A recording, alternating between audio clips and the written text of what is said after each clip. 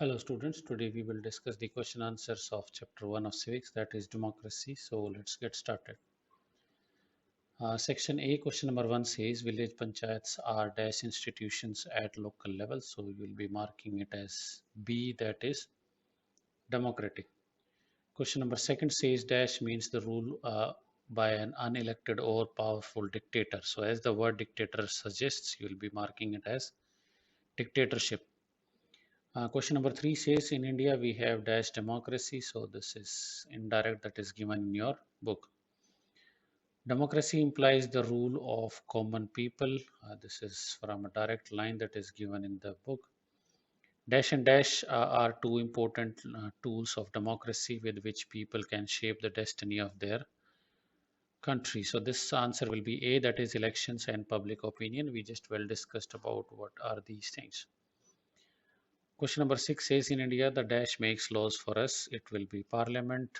Then question number 7 says dash democracy is when people enjoy the right to elect and remove their rulers. So whenever it comes to election, you have to mark your answer as political democracy.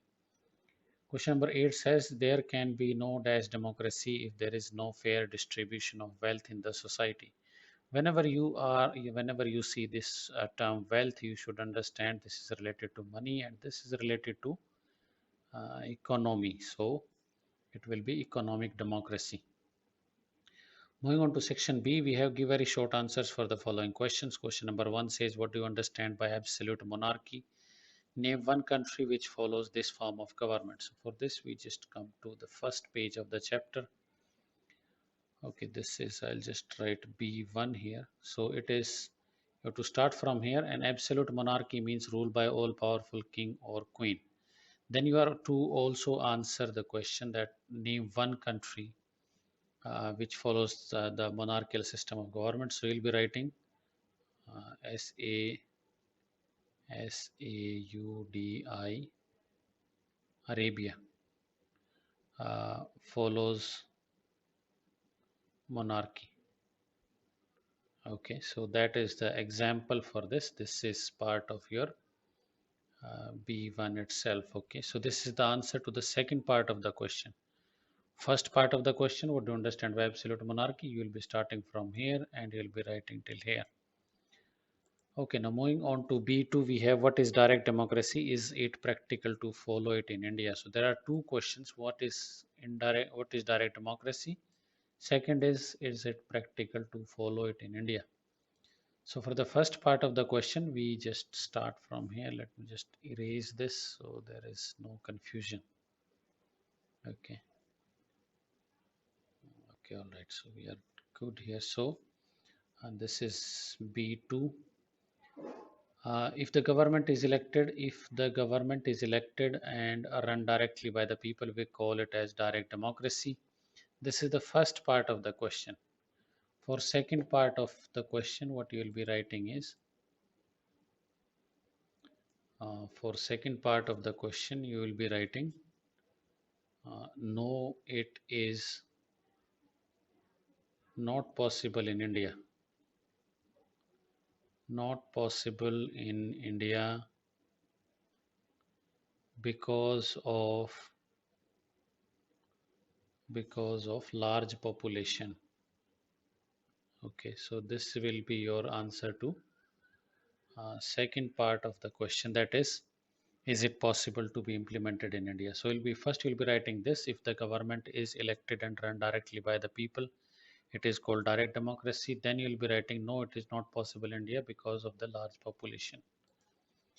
Okay, moving on to B3, we have why is India called a democratic republic? So for this, there is a direct answer in your book. Okay, so you will be writing it from here. This is B3. India is a democratic republic because we have both government and the head of the state president elected by the people. That's it. So this is your answer to B3. You have to start from here and you will be writing till this point. Further moving to the next question, we have what are the two principles on which democracy is based? The answer to this is given probably on the last page. Just a second. Okay, so it is this is your answer to B4. So I'll just write B4 here. So to start from here, democracy is based on two important principles, liberty and equality. That's it. Okay, moving on to next section, we have give short answers for the following questions. What is village panchayat? So answer to this one is there on the first page of the chapter. Okay, this is your C1. So I'll just write C1 here. We'll be starting from here. Village panchayats are democratic institutions at local level. That's it. This is short answer. So we'll just be writing this one line. Then question number second, we have how do citizens in a democratic country participate in the government?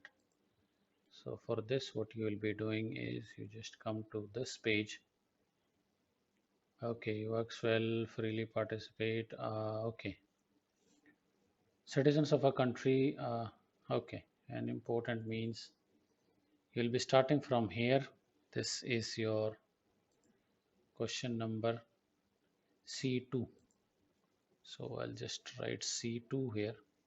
In a democracy, an important means of people to exercise their political power are election. Old adult male, you'll just be writing this till this point.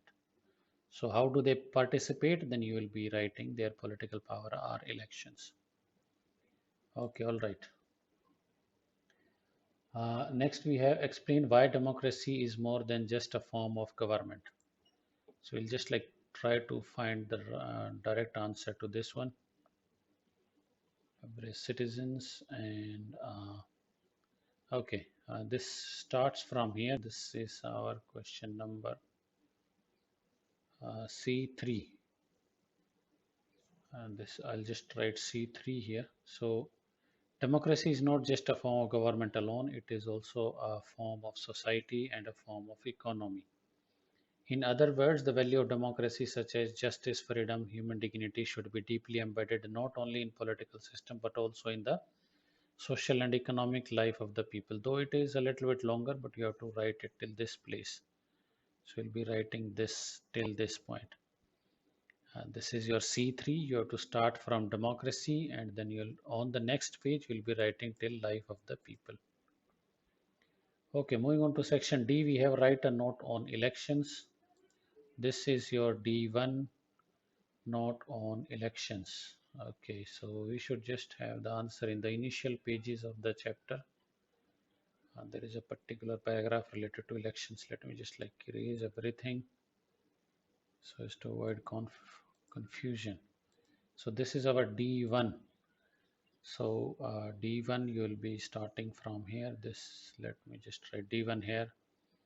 How do a country participate in okay, just leave out this one. So you just start from here.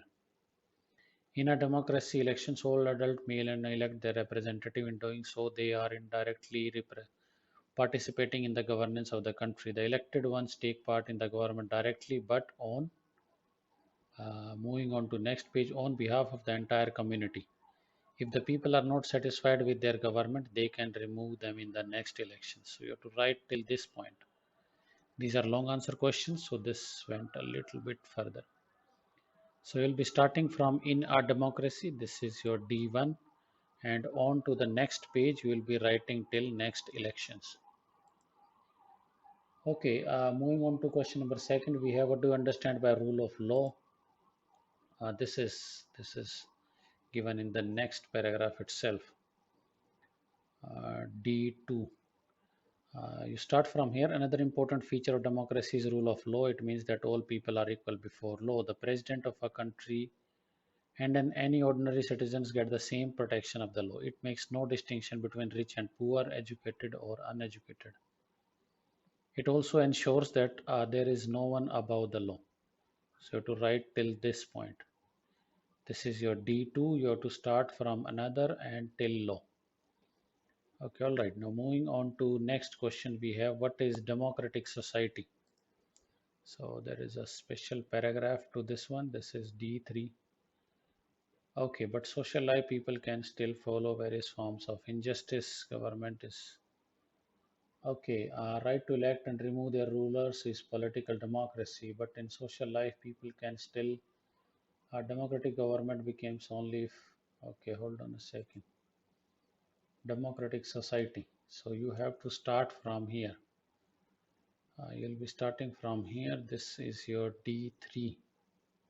So I'll just write D3 here. A democratic government becomes meaningful only if society is democratic. In other words, there should be no discrimination of any kind in a democratic society.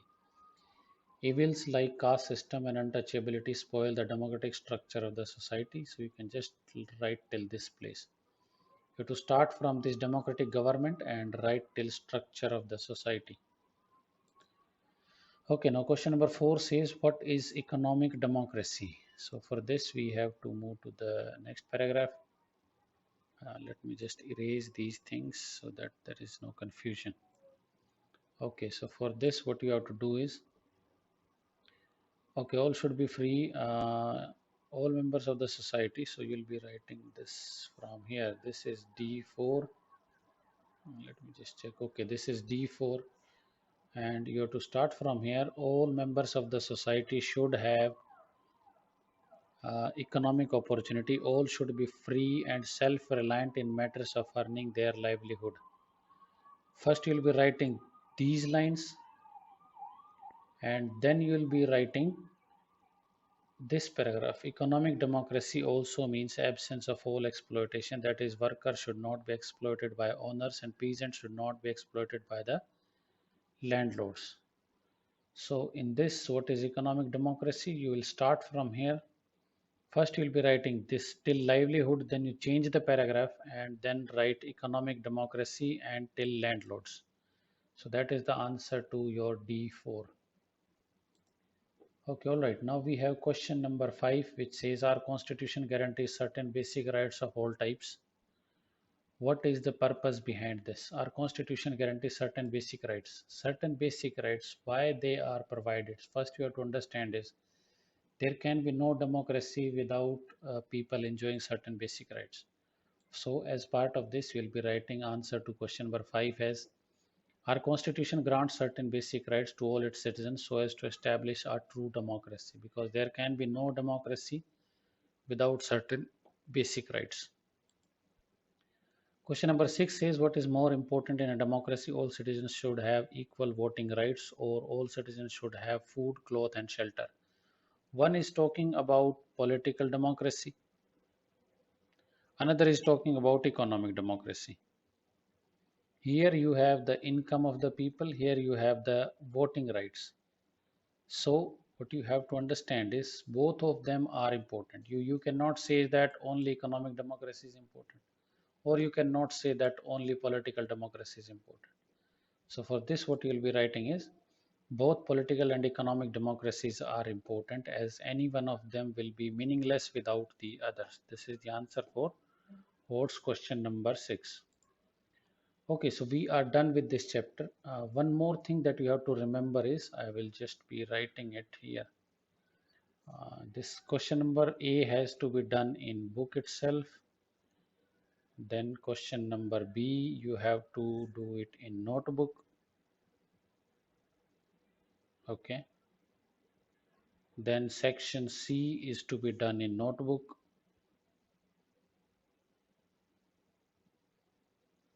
Then this also has to be done in notebook. Okay. Of course, question number 5 and 6, they are both to be done in the notebook. You have to remember this thing. Okay.